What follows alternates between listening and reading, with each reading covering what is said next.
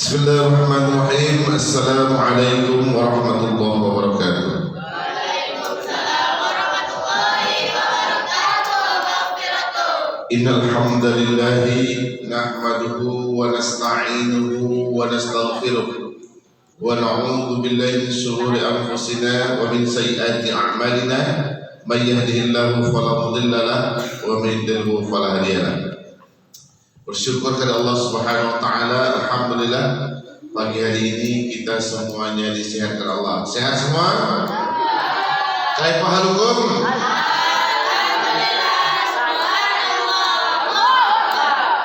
Dan juga Allah beri kita kesempatan sehingga kita bisa berkumpul di Masjid Miftahul Khair dalam rangka proses belajar mengajar yang mana pada hari ini kajian kita akidah. Sallallahu salam kepada Rasulullah sallallahu alaihi wasallam. Allahumma shalli ala Muhammad wa ala ali Muhammad. Assalamu alayka ya Rasulullah. Anda sekalian, terkait dengan kajian akidah kita pada hari ini, jadi Ustaz ingin menceritakan sebuah kisah. Kisah ini berada di kota Mekah. Yang menceritakan kisah ini adalah Imam At-Tabari, yang kitab tafsirnya ada di pustaka kita. Dulu ada satu keluarga yang hidupnya miskin. Hidupnya apa? Miskin. Sangat lama dia miskin. Ada seorang laki-laki di rumah itu yang menjadi tulang punggungnya sudah berumur 70 tahun. Yang dia tanggung istrinya, perempuan, mertuanya, anak perempuannya. Di rumah itu tanggungan dia adalah sekitar 8 orang yang ditanggung sama dia. Akhirnya dia pergilah untuk mencari pekerjaan. Untuk apa? Mencari pekerjaan untuk menghidupi keluarganya. Kemudian di rumahnya itu saking susahnya, tidak ada peralatan dan perabotan rumah tangga. Tidak ada. Kursi tidak ada, tempat tidur tidak ada.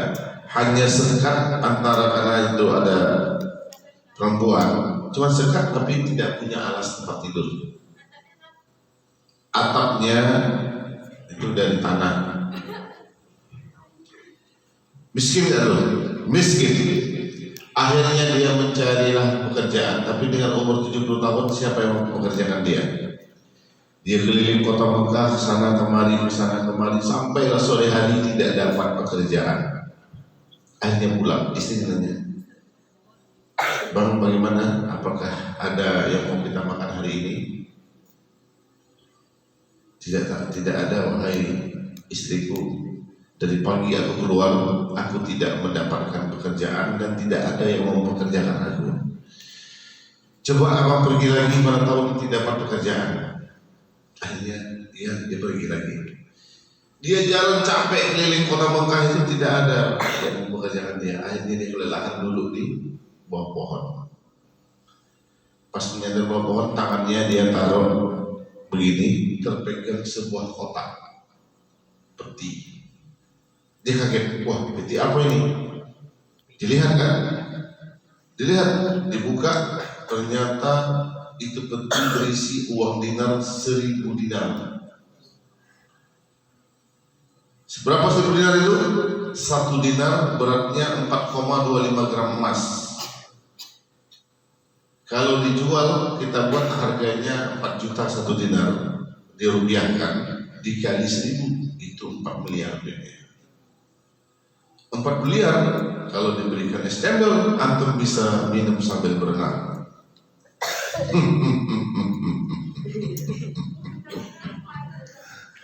Begitu. Tapi kita cerita ini sebenarnya sedih susah Anda sekalian. Kalau dia bingung ini punya siapa, kepikiran sama dia karena saking susahnya hidup dia, belum makan lagi keluarganya, kepikiran untuk ngambil 1 koin saja, situ ditaruh lagi sisanya. Tapi dia pikir ini bukan uang saya. Akhirnya dia pulang bawa peti itu. Sampai ke rumah, dia ucap salam, "Assalamualaikum." Istri jawab, "Waalaikumsalam." "Bagaimana bang? Apakah Sudah ada makanan untuk kita makan hari ini? Tidak ada. Terus tangan itu apa? Ini sebuah peti. Apa isinya? Coba aku lihat. Dengan memaksa istrinya mengambil peti tadi dibuka. Kaget. 1.000 dinar, orang miskin. Nengok 1.000 dinar, kaget. Pastilah kaget. Ini uang siapa, Bang? Aku tidak tahu. Di mana engkau dapatkan uang ini? Tadi aku sedang istirahat di bawah pohon karena kelelahan mencari pekerjaan. Akhirnya nampaklah sebuah peti ini. Kemudian kubuka, isinya dinar emas, uang emas. Lalu engkau akan apakan uang ini? Aku tidak melakukan apa-apa.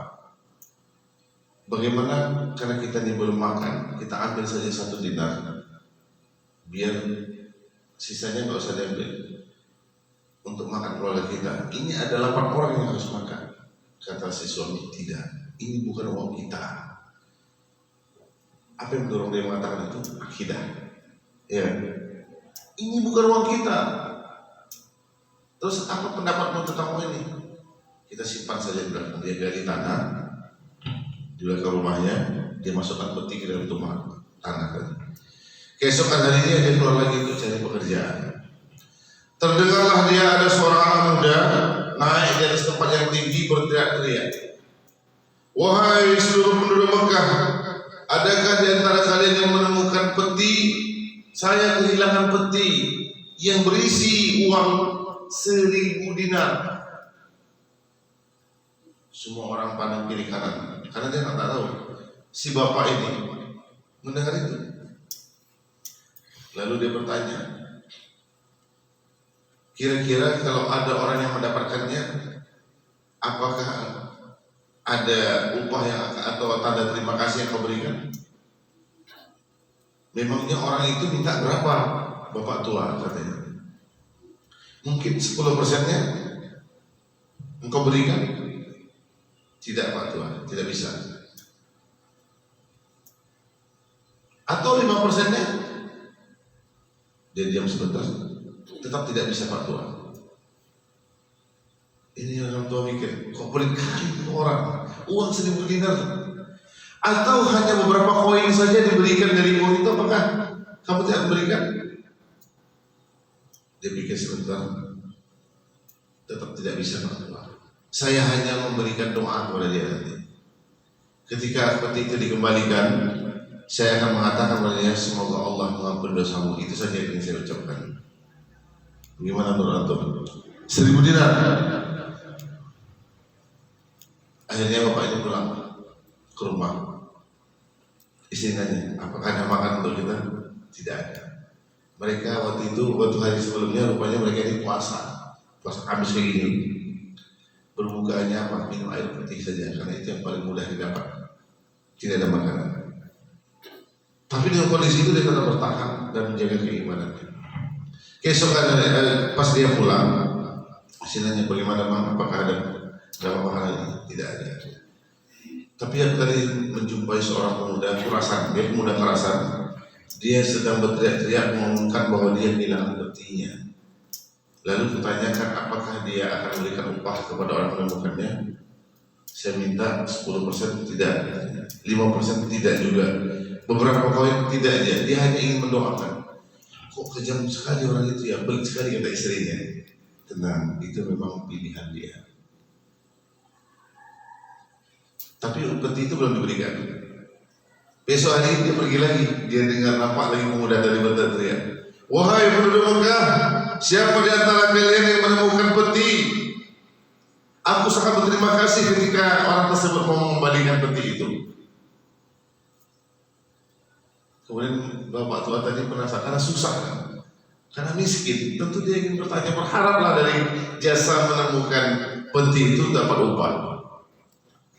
Ya kurasan, kata si bapak tua, apakah engkau tidak ada terbuka hati sedikit pun untuk diberikan sedikit saja? Bisa dia menemukan itu orang miskin. Memangnya dia mau berapa pak tua? Ya paling tidak 1 koin saja. Dia diam sebentar, tetap tidak bisa Pak Tua. Saya yang mengucapkan doa dan terima kasih kepadanya. Tapi ya Allah, berarti inilah sudah takdirnya. Ini pasrahnya, ini tanda keimanan ini. Dia bilang, saya menemukan peti itu dan berisi uang 1000 dinar. Di mana benda itu Pak Tua? Ada di belakang rumah saya, tanah saya kubur kemarin. Ayo ke rumah, dibawa ke rumah. Sampai dalam rumah, dipersilakan masuk, silakan masuk kerasan. Saya akan ambil peti itu. Pas di dalam rumah kaget nih orang kerasan. Kursi tidak ada, tempat tidur tidak ada, hanya batas ini, miskin sekali orang. Tempat mangkok untuk minum tak. Mereka hanya ambil minum ke apa namanya, sumur kecil yang bisa diambil itu, cuma pakai tangan minum. Itu sedih dia. Akhirnya dia ambil peti. Sebelum peti itu diserahkan, Pak Tua nanya lagi. Dia perasan, apakah tidak ada sedikit pun dari peti ini memberikan kepada kami? Bapak Tua mau berapa? Ya 1 atau barang 2 koin. Dia diam lagi. Tidak Pak Tua, tidak. Saya akan doakan Anda, semoga Anda dan keluarga diselamatkan Allah dan diberi Allah kebahagiaan. Imam Al-Tabari yang menyaksikan itu kaget, Masya Allah, ini orang luar biasa. Ya baiklah kalau begitu, ini bukan milik saya, ini milik Anda, diberikan. Begitu peti dapat, ucap terima kasih. Kemudian si muda merasa pergi dengan cepatnya. Dan si kakek tua atau bapak tua tadi tidak berbicara apa-apa, dan Imam Tabari menyaksikan, dia hanya terdiam. Sampai ada sebagian semua tercengang, orang-orang tua yang kelaparan tadi cuma nengok tengahnya gitu. Ya Allah, tapi mereka tidak bicara apa-apa. Lalu tanya, bagaimana perasaan Pak Tua dengan kondisi ini?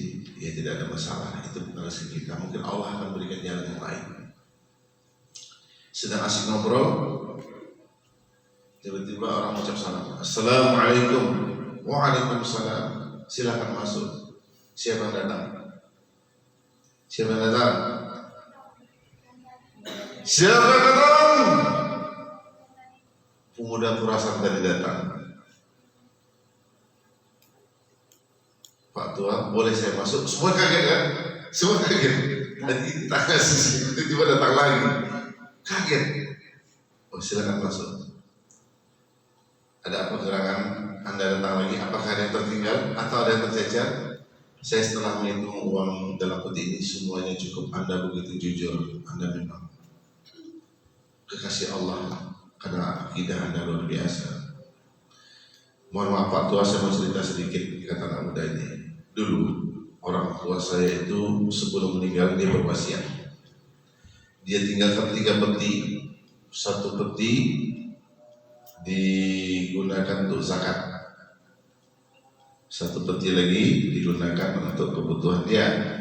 Itu digunakan untuk salah. 1 peti ini disuruh sedekahkan kepada orang yang miskin yang membutuhkan supaya berubah hidupnya. Dan dari wasiat orang tua itu, saya lihat Anda termasuk. Rumah Anda tidak ada apapun. Tidak ada apapun. Mau kursi tidak ada, kompor pun tak ada.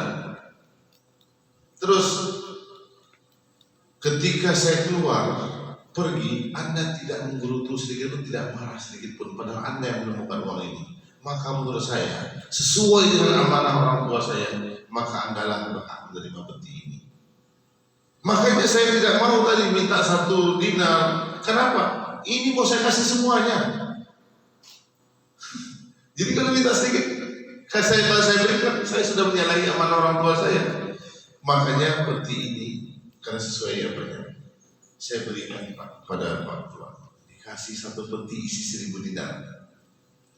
Kaget, semua orang kaget di situ. Masya Allah, alhamdulillah, 1000 dinar per niat. dibeli kerupuk 4 miliar. Tempat tiduran untuk kerupuk, kursi kerupuk karena penuh. Kemudian setelah itu pemuda itu pergi dengan kencangnya sampai hilang. Terus orang tua tadi baca alhamdulillah. Kemudian di dalam rumah itu ada berapa?